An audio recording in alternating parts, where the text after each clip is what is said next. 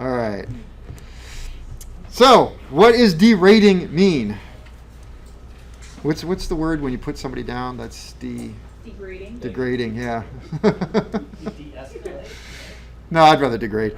So, I'm going to degrade the switch. It's kind of you just yell at it. You suck as a switch. The worst switch I've ever seen. Already off to a great start. You call yourself a 28 volt switch. All right. So example. Okay, example. I have a 28 volt lamp. 28 volt lamp that draws 5 amps.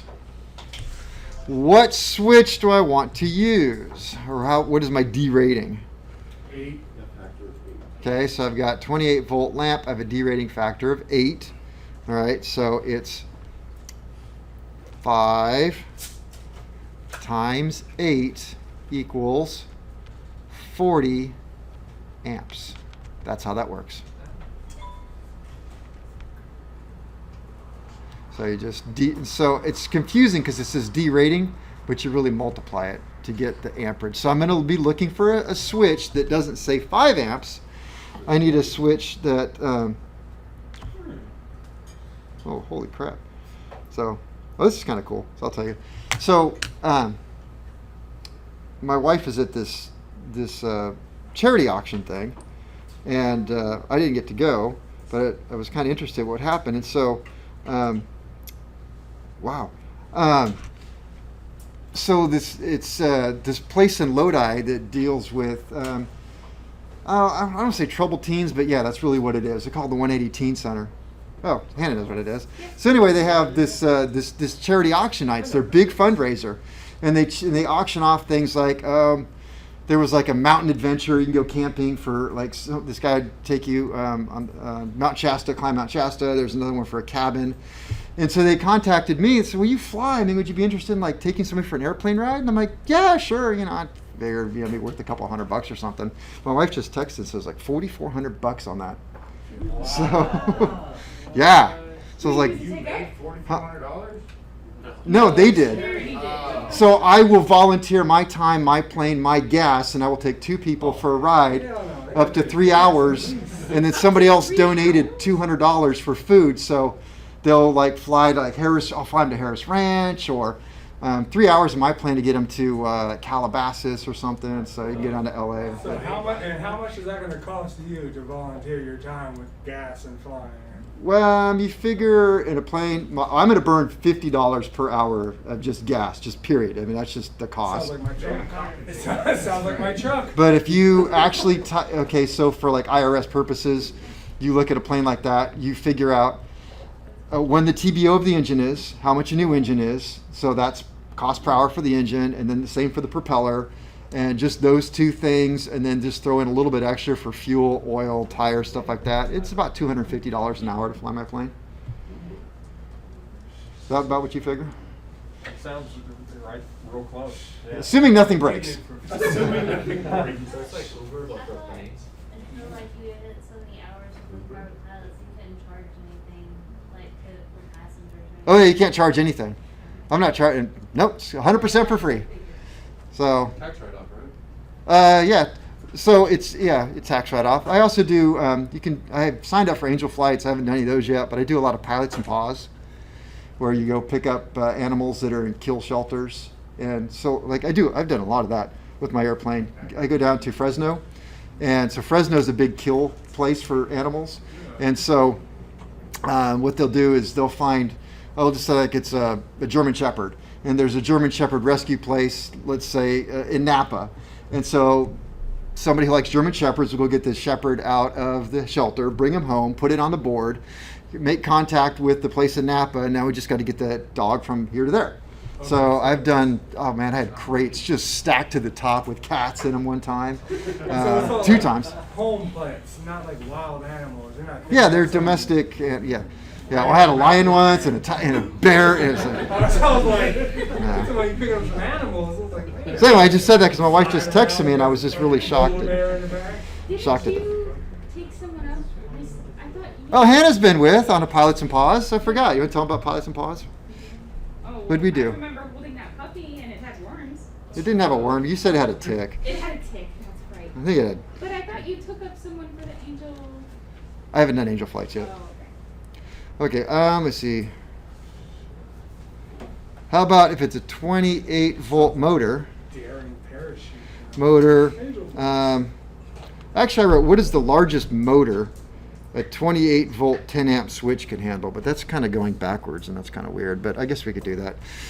I'll say, what is the largest motor? Sorry, the largest motor. A 28 volt slash 10 amp switch can handle. Now it's going backwards. So what's my D rating factor? 3. Okay, 28 volt D. So now we're going backwards. I already have a switch. Now I'm just trying to get a motor. I don't know why you do that.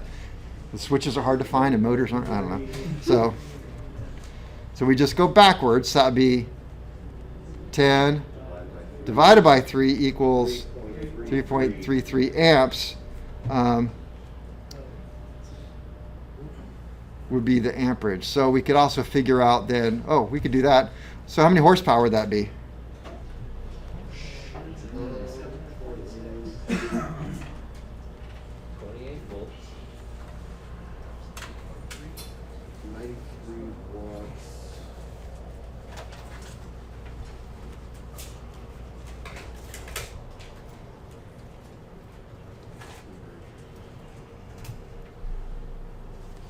What is it, horsepower watts? 746 watts per horsepower. Oh, per 0.1238 horsepower. How much? 0.1238. No. Well, let me see. We have EIRP. So what is my E? 28. What's my I? 23. So nobody cares about that. So what's my power? 93.24 watts. And then we figure out how many horsepower that is. divided by 746. Eighth horsepower? 0.125? That's what you said, wasn't it? Yeah. I'm sorry. Yeah. So So 0.123. How did you get the 93 again? Sorry. the 93 Yeah. 28. E times R. I mean, so E times I equals Pi. P. Oh. Pi. Okay. All right. Equal to I times E. Almost lost. Okay. Moving on.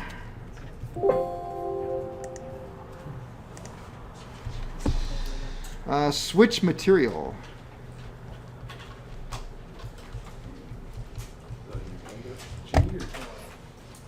Well, it's actually I, because all my examples were numbers. Table 11-5 shows acceptable switch material.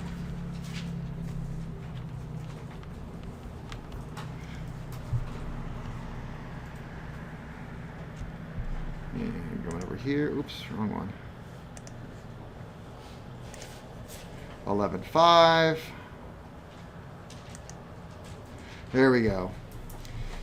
So this shows acceptable switch material. So we have volts, we have 30 volts, 8 volt, 1 volt. What's kind of interesting is the lower volt, lower current have the most expensive. Bifurcated gold, then we have gold or bifurcated gold, then gold or silver, and then silver for the higher voltages. Why is that? Um, Yeah, there's a bifurcated. Yeah, it's all right. Well, bifurcated means cut in two. So cut in two gold. So 2 pieces of gold. Okay. 2 pieces of gold. Yeah. Why would silver be used for higher voltage? I don't have the exact answer. All I can tell you is what I think the answer is. So this is just my guess. Is that when you have low volts, low current, any sort of corrosion that happens will block the flow. That makes sense. So you have very expensive connectors so you don't have the corrosion and stop the current flow. So you know, you guys are fortunate in that you're all very wealthy and young, but, you know, us older guys, like I had an 88 Chevy pickup, and part of the annual inspection on that thing was to take the heater and air conditioning control out and unplug it 6 or 7 times and put it back in so it would work. So it was like, you know, every few months it was like the numbers would start, you know, and you couldn't get the air conditioner on, you know, take it out, unplug it, plug it back in. A little corrosion builds up on it and it won't work. So, So corrosion doesn't build up as much on silver as it does on gold? well, okay, so when you get into higher voltages, it'll blast right through the corrosion. Oh, I see. So it doesn't care as much. It'll go. Now you're going to at some point. Oh, in this class, yes, you guys are going to be using a machine that recharges rotors on magnetos. I gotta close this before I get too many animals in here. And we use a battery that goes through these big coils, and there's a solenoid, and it's not the right solenoid. When you hit it and let go, it's like a flash of lightning in the corner of the room because it arcs so bad. So yeah, it'll burn through anything. You can make those contacts out of rubber. I think it'd blast through it. Yeah. It wouldn't. All right. Yeah, well, since we're on this one, I've learned now how to explain things to you guys. All right, so you've got this thing right here, which over here, and then it comes out of the speaker right there, Yep. and then you're good to go. Nice, that's good. Yeah. Exactly how you're explaining stuff to me. There's the sound. And then, huh? Did you miss the joke? But it- No, he was like, so that's how the speaker works. Say, huh? Yeah, What? that's right. That's how you guys explain your stuff to me. No, that's how you want it. So there's the battery, and then the wire, and it's 2 amp, and then the motor runs. It's running. Are you sure? Okay. Use proper wire ends. Now we're getting into stuff you're really doing. So mil-spec, MILSPEC, terminal lugs.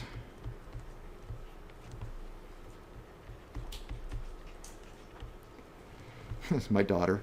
Terminal, that's a funny word. It's good if you're going somewhere. It's bad if you're in a hospital.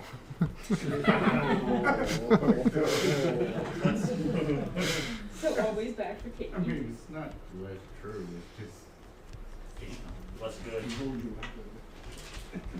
All right, so these mil-spec terminal lugs ends are tinted a color code that corresponds to the wire size. That corresponds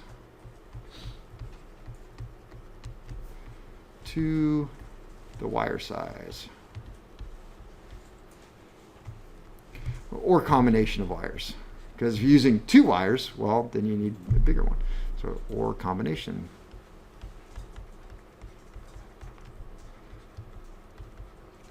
Wires.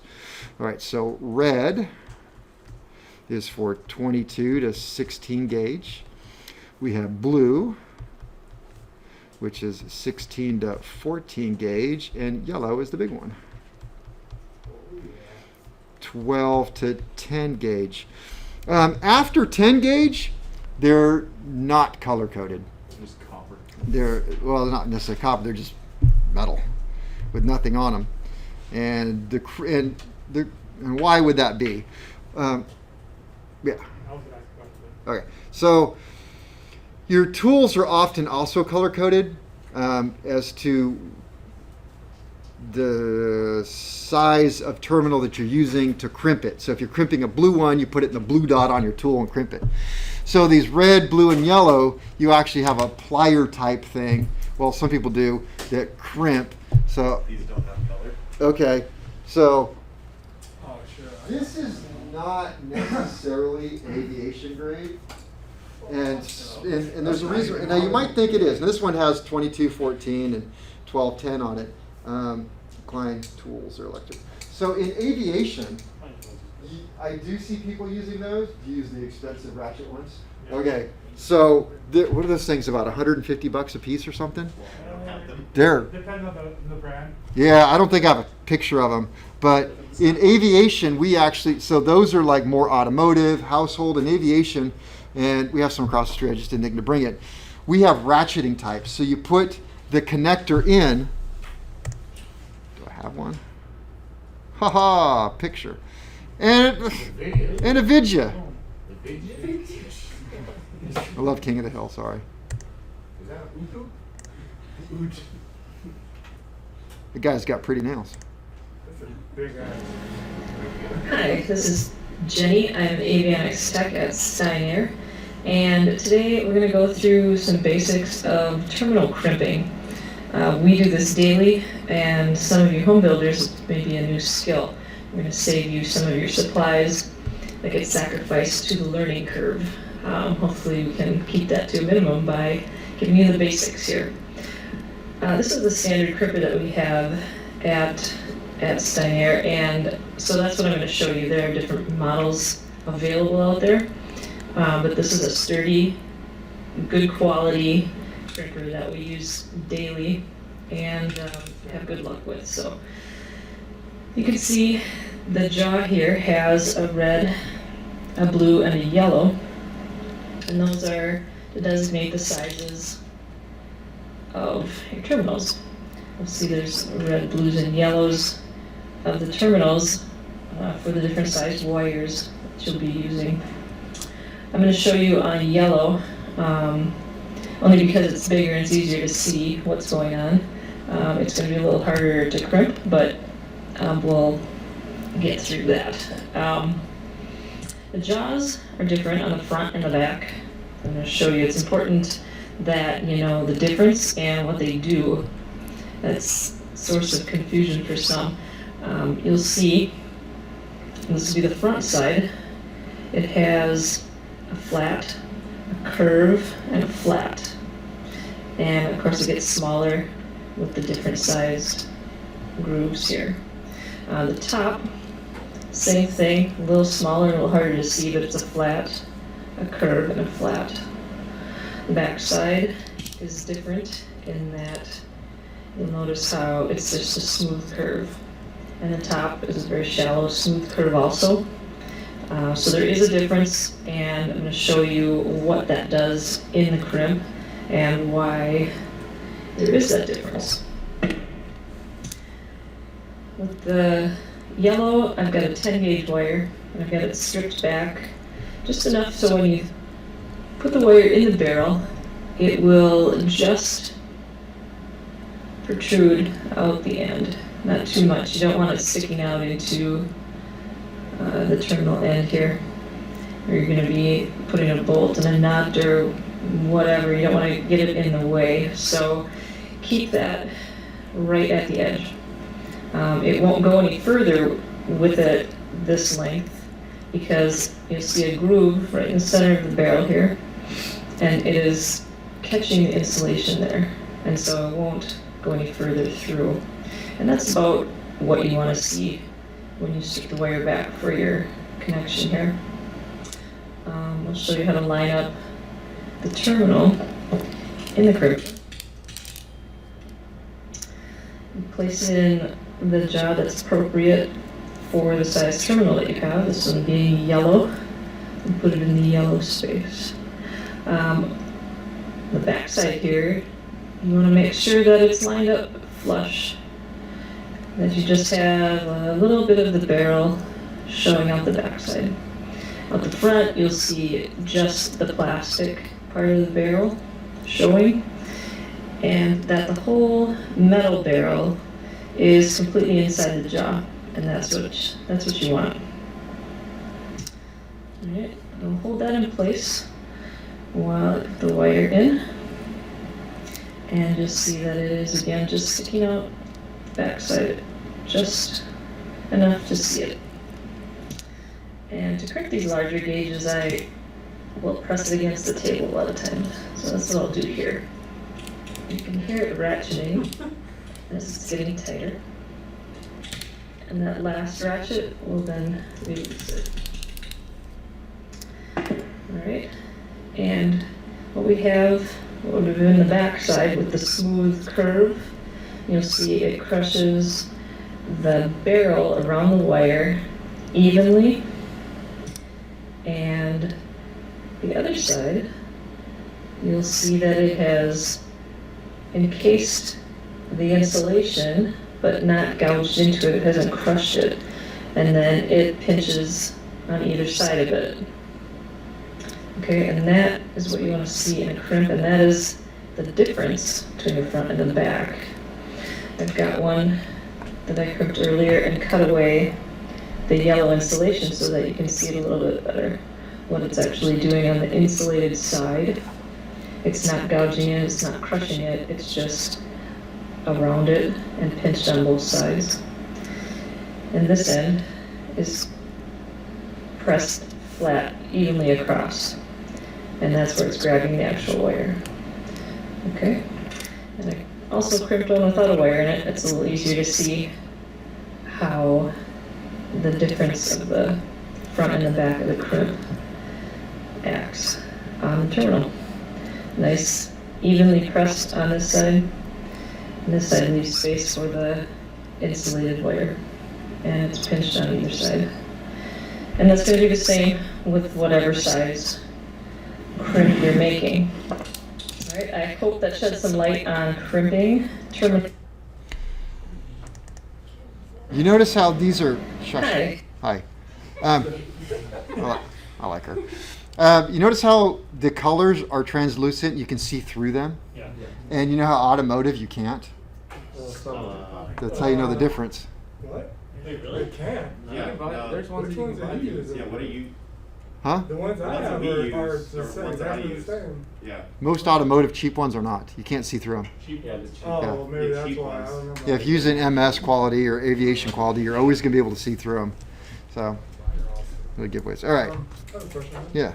So are any of the avionics, the terminal, they heat shrink too, or is it just crimp?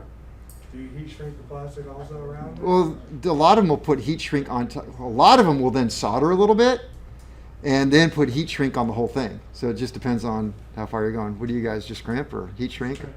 Just crimp, We yeah. don't heat shrink terminals, but I mean you could. Yeah. The shop that did mine, everything has got a heat shrink on it. Also So- depends what it's around. I mean, if we have other wires that are attached to it, I mean, that you don't want to touch, then you put heat shrink on it. Yeah, the guys that did my installation, everything was soldered Nice. and heat shrunk. So you don't have to. Okay. So the point there, if you didn't catch on to it, is it's double crimped. It's crimped once on the wire and once on the insulation. So that's the big difference there. Yeah. So, this is it. What about, I don't know if you're gonna get into this, but AC, the phases, you know how they have different colors, but it's the same wire, the same wire's gauge size? I'm dealing with that right now at work. I kind of missed that. The what with AC? So it's an AC 3-phase, Oh, yeah, yeah. so they have the same terminal, Yeah. and they're all the same size, but they have yellow, blue, and red. I've never seen that before. No, I'm not familiar with what. But I don't know, like I was just. In AC, so we're talking mostly DC right now. In AC, everything's going to change. Uh-oh. Well, it's a different. Wires are much smaller in AC. That's the whole point of AC, is that you can run long distances without the voltage loss with AC. So you get much smaller wires instead of these fat wires. We'll talk about it when we get to AC. It's not like I got to go through all this again with AC. It's just they're smaller wires. Okay, so maximum of 4 terminals. Or 4 terminal ends per stud, or 4 grounds per screw. Grounds per. Okay, what does that mean there? Picture. Ta-da. So this is a terminal strip or terminal lug strip. So you can stack 4 of these crimped ends onto each one of these bolts, no more than 4. And this is usually representative of a positive, like this may be power in that supplies power to the whole circuit right here. Or you could have, usually when they do grounds, it'll be just a screw that's screwed into the airframe somewhere, instrument panel or something, and then you can just do 4 of those onto a screw that you screw into something. So the idea is 4. 4 is the max. So 4 for screw. Let me see. I think there is a Q&A that says something about check.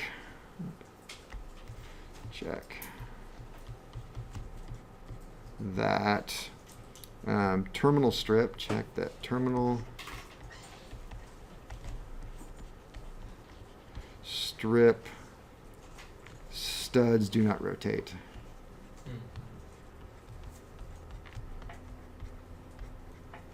Not rotate.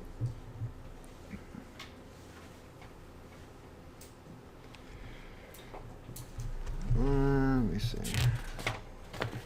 How do I still have like so many pages left? Okay. Gotta wrap this up here. All right, things I don't need to say. They're obvious. Use proper crimping techniques. We have the video we just watched. The strength of the cable to terminal joint. Strength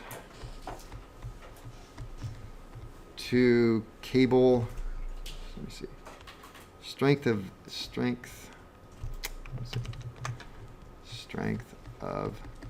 the cable to terminal joint should be at least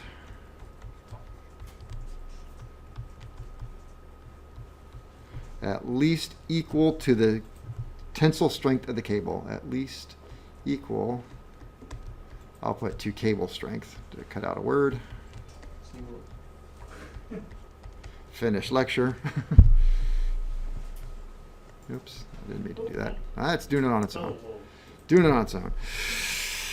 Let's see. Terminal connections.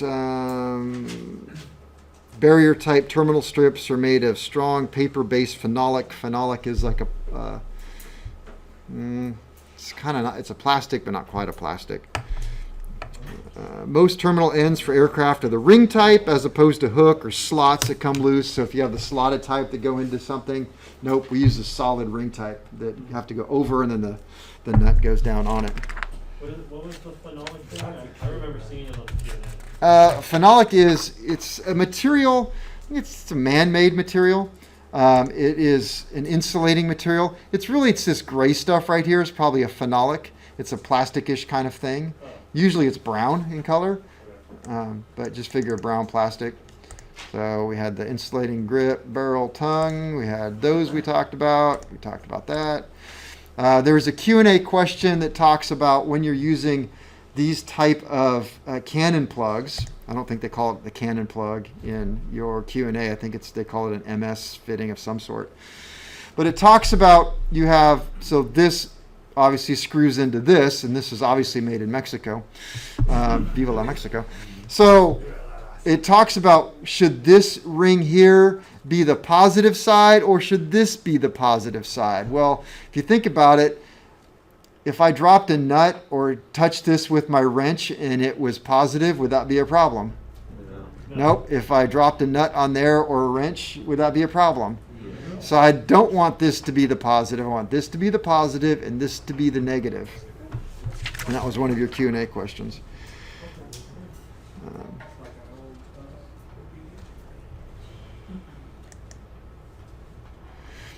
Whenever you're going through bulkheads, you always want to make sure that you have proper cushion or support. Like this one's got a cable clamp and it's got this white stuff here. This is called centipede grommet. And you can actually put it around an opening like that and it kind of sticks in there. I love centipede grommets. These are regular grommets, which you can't actually see because on video right now. You guys can. These are mechanics' worst nightmare right here. They're called the Dell Clamps. And the reason why they're your worst nightmare is because when you bring this down to here, the hole will be about right there, and this hole is there, and you got to line. They don't ever frickin' line up. So you can take an ice pick and put it in there and get it lined up. Then you pull the ice pick out, and then the alignment goes out. So, a good friend, guy I worked with, almost lost his finger on one of those. It had too small of a hole, and so he put it on his finger like a ring and put it into a drill press, and then it caught and ripped his finger. Yeah. What do they call these? This is a centipede grommet, No, that's not a Dell clamp, the Dell Clamp. like the singer. She invented them. It's like, I think in automotive they call them P clamps. So that's all. Okay. These are just regular rubber grommets here. Yeah. Use spot tie for that next time. Use what? Spot tie? Spot tack? Tie. Spot tie. So you put both them together. Oh yeah, and use a nylon tie, and then it's a good trick. And there's a tool for that. There is a tool now for that. I know. I don't have it. And it comes with an ice pick. It's like a little fork thing that'll push them together, and then the ice pick goes in there to. Yeah, I've seen that. I was like, I'm gonna get one of those, but I like your trick. That's pretty cool. It's easy. Yeah. So on the Q&A, there's some things about like pulling wire through holes, and you want to have like certain lubricant on it. Okay, so use. Soapstone talc. All right, so let me see. Use cushion to Dell clamps to hold bundles. Install clamps at the proper angles. It's in 4313. Let's see. Lace bundles or use proper nylon ties. Limit the bundle size to so limit your bundle sizes, because the bigger they are, the more heat they generate inside. And if you're pulling wires, they recommend that you use soapstone talc. I actually have tire talc or soapstone talc, which I don't know. DC4 works really well, but that's not one of the things on here. The lubricant to make sure it doesn't catch, or like. You'd be surprised when you're trying to pull a wire through something. I mean, they don't want to go. Even though the stuff's Teflon coated, which makes it really helpful, just a little bit of lubricant, you can stick it right through something, and it works so nice. Yeah, it's amazing how. I forget I was doing a couple things on my airplane. I couldn't get it to go. I was like, damn it! I didn't have tire talc on me at the time. Actually, I guess I did. I just didn't think of it. I just used DC4 compound, put a little bit on the wire, and it just slides through like butter on a bald monkey. I mean, it was great. A butter, well, what? Butter on a bald monkey. Always use that. All right.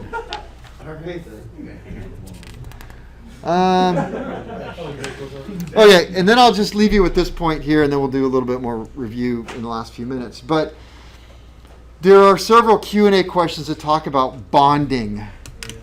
And bonding is really not a big deal. I don't have any pictures of bonding and what bonding is. But it's quite simply, I'm trying to think of a good example. Well, for example, put an engine on the front of an airplane, okay?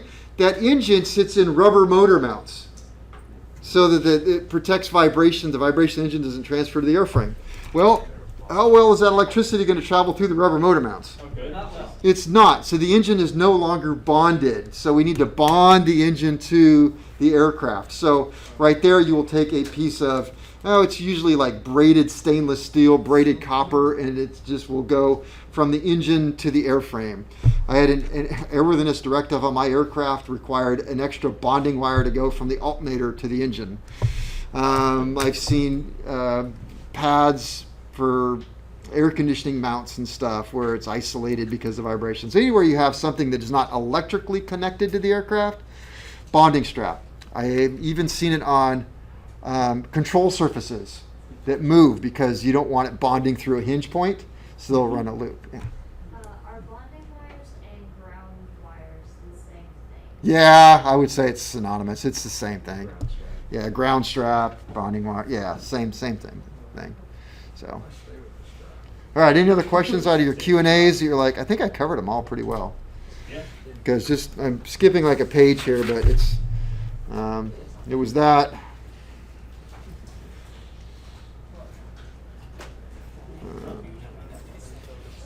I guess the last thing I'd say is there is a thing about whenever you run electrical wires and fuel lines, you are not supposed to connect the electrical wires to the fuel lines. They don't like that. But that's great if you live in a perfect world. You know, most airplanes come to a point where they shove everything through a hole that big. You know, there's a a fuel line, a coax cable, a bunch of wires. In fact, that's what it was I was trying to run. I was just trying to run a wire. Wasn't even through anything. It was just a hole that was a big bundle of stuff. I was trying to get it through, and I had to lubricate it to shove it in. So I was like, damn, it wasn't a grommet or anything, you know. It was just so tight of a hole to get between like the wing and the fuselage there. So yeah, so sometimes they run everything together. But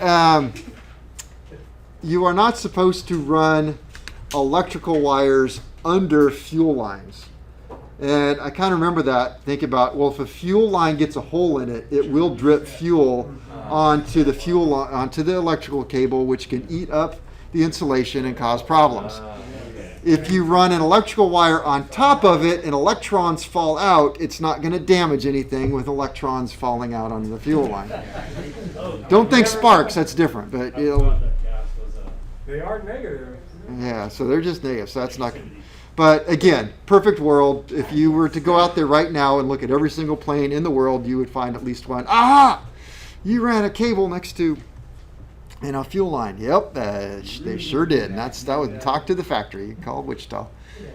I had a truck catch on fire, actually. Same thing. I would say it's the same thing. You just want to keep the two separated. Better be safe than sorry. Yeah. Usually electricity and the fluid don't mix. Okay, so for the test on Monday,